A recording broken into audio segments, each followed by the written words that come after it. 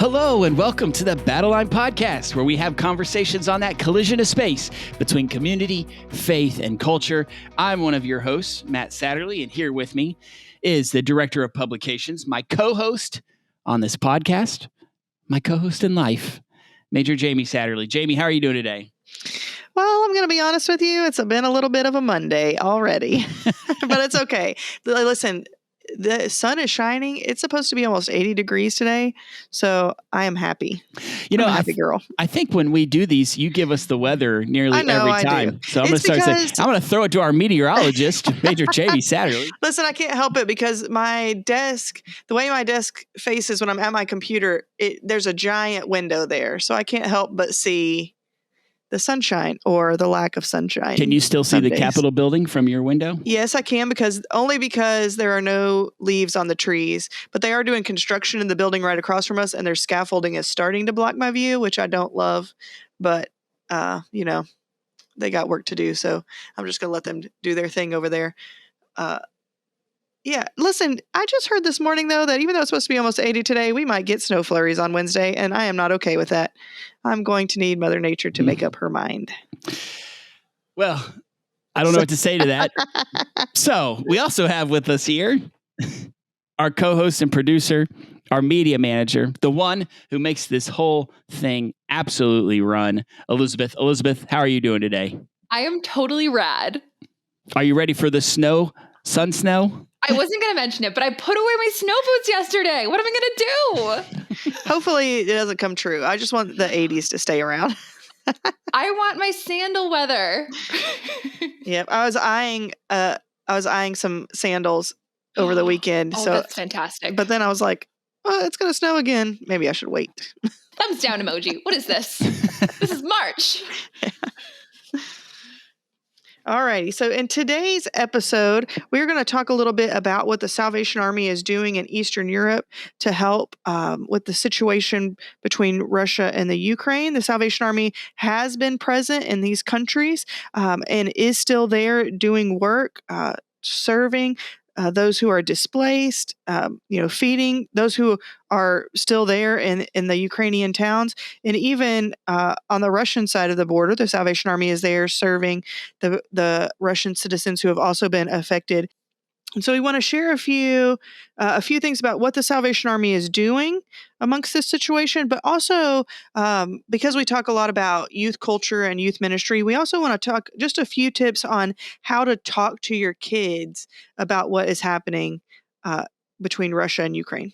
So what is the Salvation Army doing in the Ukraine and in Russia and the surrounding countries since then? Well, first, you need to know that the Salvation Army has been in Russia since 1913. So we've been there over 100 years. We've, of course, had to close down for a while because this little thing called the Soviet Union would not allow the Salvation Army to exist. So the work reopened in 1991, which I was 9 years old. So it's still very fresh there. The Salvation Army has been in the Ukraine since 1993. Just remember, there are Salvationist officers and soldiers in Russia. And so we pray the people of Ukraine. And we also pray for our brothers and sisters who are in Russia. Yeah, I think that's also a good thing to remember. And I do feel like I'm seeing a lot of this on social media and the news is just a reminder that just because the government of Russia is doing all these things doesn't mean that the Russian people are on board with it. And so they are suffering. The Russian people are suffering because they're the ones also that are having to deal with all of these sanctions and all of these countries who are pulling out. A lot of that, the weight of that is falling on the Russian people. And so I think we just have to keep that in mind, that as angry as we are against the Russian government, the people of Russia are suffering. So the Salvation Army in Eastern Europe is the Eastern Europe Territory, and the Russian command are they're starting up their emergency disaster teams like we would do here in the United States whenever a natural disaster comes through, or even when a man-made disaster rolls through. The Salvation Army is there.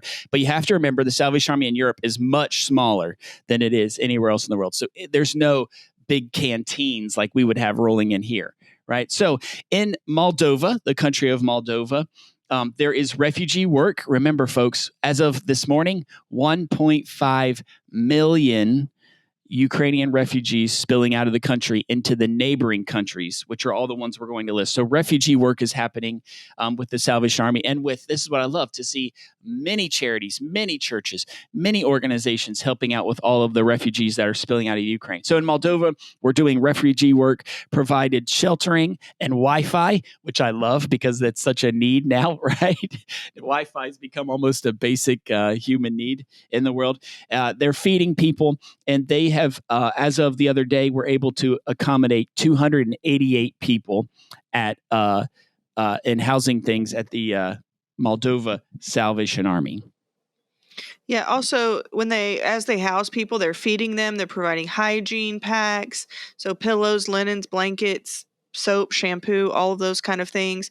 They're also taking food and items for infants, which we know you've heard these horrible stories probably about how they're running out of formula and baby food and all these kind of things in the Ukraine. And so in Moldova, they've been able to take some food and some baby items right up to the border to be taken into the children's hospital there in Odessa. The Ukrainian military is helping to take those items from the border over to the hospital. And yes, that's also Romania. They're meeting people at the border crossings with those food and hygiene items. But we also have to remember what the Salvation Army is doing in Ukraine and in Russia. The Salvation Army Corps are still there and still serving. I know I'm going to pronounce this wrong, so forgive me, Ukraine, but the Vinnytsia Corps they're in Ukraine. They turned their corps into a shelter. They made 17 housing units, beds, I don't know what you want to say, available, and are being able to accommodate 17 people of their fellow Ukrainians who have been displaced. Now, again, it's easy for us to go, 17 people, that's not that much. We want our numbers to be, guys, 17 people. Each one of those is a person that has a place to sleep tonight because of what the Salvation Army is doing. And let's not forget what the Salvation Army is doing in Russia. There are Russian Salvationists who are also, like Major Jamie said, providing items, the food, hygiene items for people in those areas that are affected as well. Yeah, so there's this story. It's great. It's not you can't say great story, right? Because it's all incredibly tragic. But how the Salvation Army is able to meet needs. One of the stories that's coming out of this mission that the Salvation Army is doing in the Ukraine is with these babies that are being born in the subways. So you've probably seen some news about babies that were taken from like the NICU into the subways. But there also have been, as of March the 4th, 22 babies born in a subway in Kiev. And the Salvation Army heard about these babies, and so they were able to take diapers and formula and hygiene products. Some of these babies born prematurely just because of the stress that the mothers are under. But if we can I can't fathom giving birth in a subway. But the Salvation Army is there trying to help these mothers to get them the supplies that they need. And and just to round out the last of the Balkan states, Poland, the Czech Republic, and Slovakia are all neighboring countries of the Ukraine who have taken on refugees, and the Salvation Army is there doing that refugee work, sheltering, feeding, hygiene kits, one of the many, many organizations and charities that are there. So again, when we wrote this, it was 1 million refugees. As of this morning, when I watched the news, it was 1.5 million refugees, expecting it to go as high as 4 million here, perhaps by the end of the month, of people who are getting out of Ukraine. For the most updated stats that you want to see, and if you want to find ways to help, we would encourage you. You'll remember last episode, we talked to SALSO, Salvation Army World Services Organization, who was very interested. They have an amazing webpage that they are constantly updating. So go to www.salso, that's SAWSO.org. You can lead people there. About every couple of days, as news comes out and things change, they're able to update each individual country that we just went through, Moldova, Romania, all those that are helping out. You can learn more, and there's a way to donate there, because we're going to talk here in a minute. What can we do to help? How can we talk over this anxiety? All right. So anything else, Elizabeth, Major Jamie, that you want to say about what the Salvation Army is doing before we move to our third and final portion here? I would just say that if you go there, if you go to that SAWSO page that Matt is talking about, you can see, we just mentioned a couple of them, but the Salvation Army is also, doing work in Poland and Slovakia, Czech Republic, all these places to kind of help these neighboring countries that are accepting refugees. But there's also a great map there that shows where the locations are of the Salvation Armies that's in the Ukraine, and in Ukraine, sorry. And you can see kind of how they're spread all over the country doing this mission. So if you check out that page, you'll be able to see a lot of great information, photos, maps, all those kind of things. All right. For our last thing here, again, as we talk about youth and youth ministry, we want to say, what are our kids dealing with? Our high schoolers, our college kids, even your elementary age kids, your preschool age kids. So we just want to talk a couple of steps here that have been helpful. These are just taken from multiple websites, multiple things. Also, just some of our own experience that we've dealt with this again at all. And these things, sorry, they pertain directly to the situation, but really in any time where there are times of anxiety or times of stress, these are all tips that you can use just to help kids navigate stressful situations. I think you've seen I don't know if you've seen the articles I have, of course, with the work that we do with the current appointment that we're in, but like a lot of Gen Zers are using memes and dark humor to sort of get across their feelings about this. That's not necessarily a bad thing. Okay. So I think sometimes when we see like dark humor and we're like, oh my gosh, like when you make fun of death and things like that, it is, there's a fine line, right? But it's definitely a coping mechanism. Yeah. All right. So I think it's just another indicator like, hey, let's talk through this. What are you feeling? Which is what we're probably one of the first steps, right? Yeah. Is to talk again, not just in this situation, but in a multitude of situations with our kids.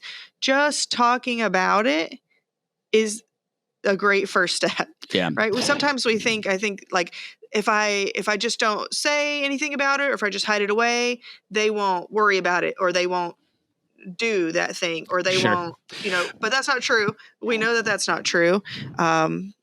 And so just simply engaging in conversation with your kids is going to go a long way. Yeah. All right. So if you've got a paper and pen at home, or if you got your phone, maybe this is one of some things. First off, it is talk, but you want to watch your own, especially words. We want to watch your own words, actions, and attitudes, especially around younger children, your elementary school age children. It's not that we, like Major Jamie said, not that we like put a sugar coating over everything, but that we are just making sure if you have the news on, if you have CNN on all day long, never changing the channel, like that affects people, affects the people, it affects your own attitude. It affects the people in your house as well. So first off, just make sure that you yourself are being honest and making sure that you watch a little news, but then turn it off and get away from it. Go ahead, Major. Yeah, I think it's just about being self-aware. And I think it's always a good thing to do in any situation is first to understand, how are we feeling about this? How are we internalizing it? How may it be spilling over into our lives with our kids or our youth groups, and understanding and being aware of that, so that we know like, oh, that this is what they may be picking up on this a little bit. Again, not to hide it from them, but just to kind of be aware, so that we can understand what they might be receiving. You've heard me say on this podcast before, there are sometimes people who are goose people. Right? People, I said a goose, it's gross, but a goose poops every 7 minutes. And there are people who poop on everything every few minutes. They're just like, that idea is never going to work. We're never going to get out of this. Can I tell you that goose people thrive in times like this when they turn on the news and it's bad news everywhere? Goose people are always like, here we go. I told you it was going to be like this. Why should we plan for the future? Why should we change things when the world's just a terrible, dark place? Is it? Yes. But we do not need to be goose people to our children. And we definitely don't need goose people in our lives all the time. All right. So make sure you're not a goose people. Watch your words, actions, and attitudes when you're with your kids and when you're just around anybody. Number 2. Just be aware. If you're That's all we're saying. Just be aware. Taking score at home, Major Jamie just hit on it a little bit. Talk about it. There's something about this American or Western civilization thing where we're like, if I just grip my jaw and stand in there and push it down, take it like a man, take it like a woman, then everybody will know that I have it together. And we have found through society that does not necessarily work. Yeah, not always the healthiest coping mechanism. So yes, ask your kids. And here's the thing, not just what are they feeling, but also what are they hearing? Because I guarantee you they're hearing things, even if you think like you've been really careful or you think that they've not been exposed to a lot in your home, they are hearing about it from their friends. And if you've ever spent any time with kids and have a conversation with them about what they're hearing from your friends, you will know that the facts often get very jumbled. Also, I think just a good tip to always know when you're talking with kids and talking with adults is, folks, feelings can't be wrong. Okay? When a kid says, I'm feeling this way, or a person says to you, I'm feeling this way, it is very wrong of us to be like, no, that's not right. Like that that you can't be, why would you be feeling like this? That's ridiculous. Feelings can't be wrong, right? That's how a person's feeling. That's how it is. I know you think you know better. I think I know better sometimes on how somebody else is feeling. But if a kid says, this is how I'm feeling, if a person says, this is how I'm feeling, then you at least have to be able to say, I acknowledge that is the truth for them right now in this moment. Not capital T truth, biblical truth, feeling truth. That's how they're feeling. And to say, no, that's wrong. Why are you scared right now? That's ridiculous. That's a terrible thing to say to a kid.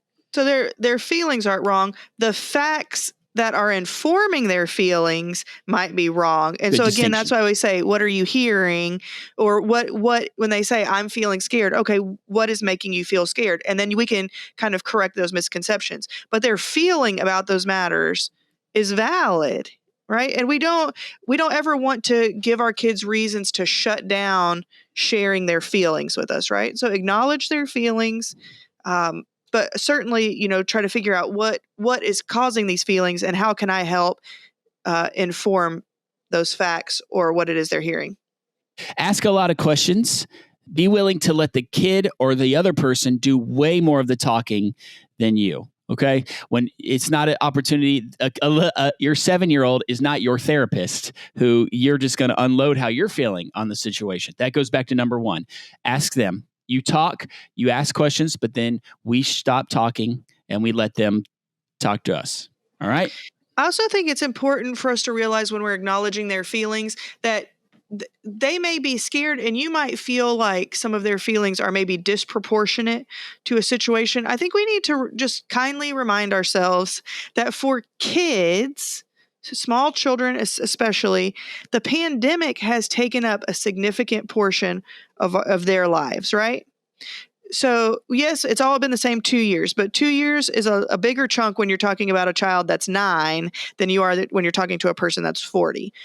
So they're already feeling like we know from studies that are being released that the mental health epidemic that's happening in our children right now is greater than we've ever seen before. So this is just another thing on top of another thing on top of another thing. And so feelings may be big and they may seem disproportionate. Even like, let's set aside Ukraine, but say our kids might be acting out in other ways. They lost a school paper and all of a sudden it's the end of the world. We have to remember a lot of times it's not just that one thing that is affecting them. It's it's Ukraine on top of pandemic, on top of not going to school for a year, on top of all these things. And sometimes it just blows up. Yep. We just need to be prepared to help them navigate that. Is it no wonder that like we talk about the memes and the dark humor that you get from Gen Z, when for 2 years we've been told death is at your doorstep and you step outside, you could die. And it just affects not just the mental health of kids, but all of us every day. It's only if there was someone who was bigger and timeless and outside of time and unconditional love that we could run to and think, oh, that's right. We have that in Jesus. All right, number 3, for your if you're taking score at home, So 1, first off, watch your own words and actions and attitude. 2, talk it over. And 3, what action can be taken? Courage comes, courage grows as we do something, as we have a plan to attack the thing that we're scared of. So what actions can be taken? What can little Billy, 5-year-old Billy, do to help the people of Ukraine? Or what can we do to help? Yeah, I think that's good. There are a lot of things that can be done to help. Volunteering with organizations who are gathering supplies and things, donating money. If you're in a place where refugees are coming in, what can you do to volunteer to help in those situations? Also, sometimes it may make a kid feel better. Perhaps not in this situation, but when we're talking about disaster preparedness, it may feel better for them to help you put together a disaster preparedness kit. That may be reassuring to their mind. So again, this is part of just hearing what they're feeling, hearing what they're hearing, and say, okay, how can we navigate this together? What can we do? What can we do to help others? And what can we do that will help you feel safer? I heard about the other day, the sunflower is the national flower of the Ukraine. And so some kids, some schools are just having kids color sunflowers, and they're putting them up on the school wall, the hallway, just so that people can see, like, this is something for a kid to do. She's working through her feelings by just coloring millions of sunflowers. I mean, some cities have these whole full art exhibits and stuff. So again, if that is as simple for you, for your own anxiety of just posting the Ukrainian flag as your Facebook profile for a bit, that's fine. All right. But action, it's just good to have an action, to have a plan. All right. And the 4th, this is just sort of postscript to the end of this: safety. Reiterate to kids over and over again that they are safe. All right. They just got it. Because if kids keep hearing, I'm safe, I'm safe, I'm safe, then that just completely calms the situation down. All right. So that 4th is, again, just sort of an end cap to all of this. Anything else, Major Jamie, you want to say there? No, I would just say, obviously, that there are going to be some situations in where it's not safe. But again, just kind of re-emphasizing to them, what can we do? Here are the things that we can do. These are the things that we've done so that we are as safe as we can be. Right? These are the things that we're doing to work toward safety. We want to give you, we've done this on the podcast before, but I'm going to give you Matt Satterley's the 3 things that help me, my 3 steps to dealing with anxiety in my own life. We've done this on past episodes, so I'm just going to hit these real quick, because as an adult, you may be terrified about what you're hearing on the other side of the world. You may be scared to death. You may have super high anxiety about this. So these are just 3 things that have helped me. Maybe they'll help you. Take it for what it's worth. If it doesn't help you, then there's other things you can do. And if it's severe anxiety, go talk to somebody. Find a licensed professional or somebody like that who you can talk through these things. All right. So in times of anxiety, here's what I do. If you're keeping score at home, put a little line. Here's the next 3 steps. 7 total. 4 for the kids, 3 for you. Number 1, pray about it. Pray about it. And I don't mean don't just throw that out there like, Lord, please help me with this. Like, pray about it. Put it in the hands of the one who probably most of the stuff we worry about, only God can take care of anyway. So be praying about it. And we should have mentioned that. And I think it was implied, but let me just say it out. We need to be praying for what's going on in Russia and Ukraine right now, praying for them, believing that Lord can and will do something. So that's the first step that helps me, is pray. Just pray constantly, right? Pray continually, I think is what it says to us in 1 Thessalonians. The second step that I have is take as much human action as you possibly can. Do as much as you possibly can to alleviate that worry. All right. And then the last step for me is you have to let it go. And that is the hardest by far. So pray, 1, 2, do everything humanly possible. Take as much action as you can. And then 3, you have to just put the worry on the altar and walk away. Now, will that worry come back? Probably. Probably. And when it does, then like Brian McKnight, you started back at 1. So Check out that 90s reference. So you pray. When that worry comes up, you pray right back. You bring it again before the Lord. Is there anything humanly I can do about this? If you've done everything you possibly can, then you let it go. All right.